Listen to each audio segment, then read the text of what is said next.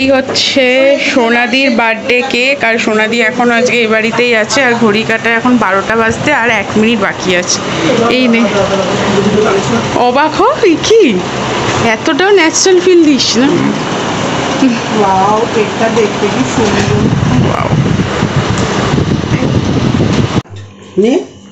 Happy birthday to you, happy birthday to you, happy birthday dear Sonadi, happy birthday to you.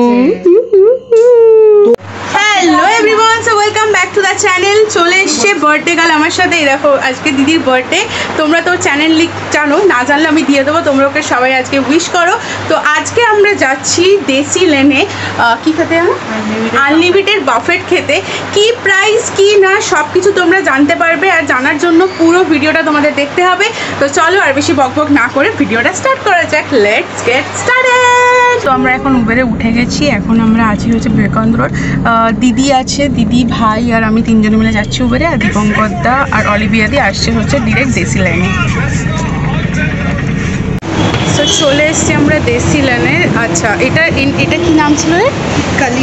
Kalim, মানে কালিমেতে কি বলে এটাকে, রেসিডেন্সের মধ্যে 6 তলায় রয়েছে দেশি লাইন। চলো যাওয়া যাক।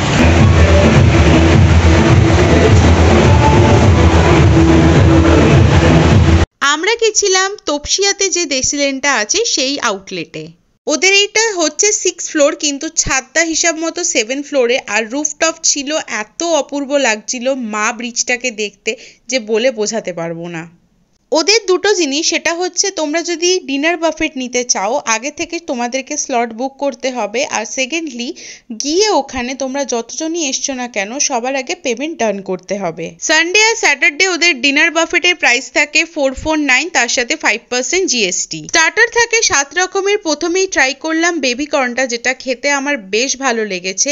আর তারপরে টেস্ট করলাম drums of heaven. Drums of হেভেনটা খেতে বেশ টেস্টি এবং জুসি ছিল, আর একটা ঝাল ঝাল স্বাদও পাচ্ছিলাম। তারপরেই আমাদের সামনে হাজির হলো ভেজ পিৎজা, যেটা ছিল শুধুমাত্র চিজ অ্যান্ড কর্নের। ভয়েসে বলছি তার কারণ হচ্ছে ব্যাকগ্রাউন্ডে অত্যাধিক গান বাজছিল, যেই কারণে কিন্তু পসিবলই ছিল না ভয়েস ছাড়া। পিৎজাটা দেখে যতটা পাতলা মনে হয়েছিল, কিন্তু খেতে এতটা অসাধারণ হবে সত্যি না খেলে হয়তো বুঝতেই পারতাম না।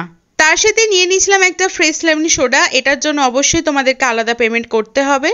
সোডা খেয়ে প্রাণটা জোড়াতেই চলে এলো হারা ভারা কাবাব। এটা ভেজ ছিল আর পুরোটা আলু আর ধনেপাতার দিয়ে স্টাফিং ছিল। মেইন কোর্সে ফার্স্টেই ছিল লসনি ডাল আর সুবাস মাখনাওয়ালা। তারপরে ছিল আমার খুব পছন্দের খাবার চিকেন বিরিয়ানি। নেক্সট আইটেম যেটা ছিল সেটা হচ্ছে তন্দুরি চিকেন মশালা। তারপরেরটাই ছিল বাটার নান, তার সাথে ফিশ মাঞ্চুরিয়ান। তারপরে ছিল ভেজ চাউমিন, তার সাথে ভেজ ফ্রাইড রাইস। বসে বসে এরকম ভিডিও বানাবে বলে, ফটো তুলবে বলে এখানে বসে পড়েছে। প্রথমেই আমি যেটা নিলাম সেটা হচ্ছে চিকেন বিরিয়ানিটা। বিরিয়ানিটা বিভৎস লাইট ছিল, হয়তো ডালডা ছাড়া করেছিল, কারণ আমার হাতে তো ডালডার একটুও প্রভাব পড়েনি। আর তারপরে মুখে চালান করতে বুঝলাম যে বিরিয়ানিটা জাস্ট অসাধারণ খেতে। বাটার নানটা বেশ পাতলা আর সফট ছিল। আর তার সাথে ট্রাই করলাম ওই তন্দুরি মশালাটা, যেটা মুখে গিয়ে জাস্ট মেল্ট হয়ে গেল। খেতে কিন্তু জাস্ট অ্যান্ড জাস্ট অসাধারণ ছিল। আমার মুখের এক্সপ্রেশন দেখে তো বুঝতেই পারছো খাবারগুলো আমার জাস্ট অসাধারণ লেগেছে।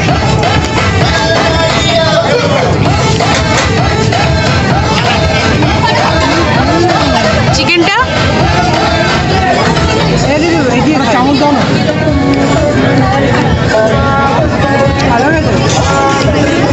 ডেজার্টে ছিল 2 রকমের আইটেম, টুইন ওয়ান আইসক্রিম, তার সাথে ছিল কাস্টার্ড। তো আমাদের বার্থডে পার্টি হয়ে গেছে ওভার। খাওয়া দাওয়া ওভারঅল ভীষণই ভালো। অ্যাম্বিয়েন্সটা আমার খারাপ লাগেনি, বেশ ভালোই লেগেছে।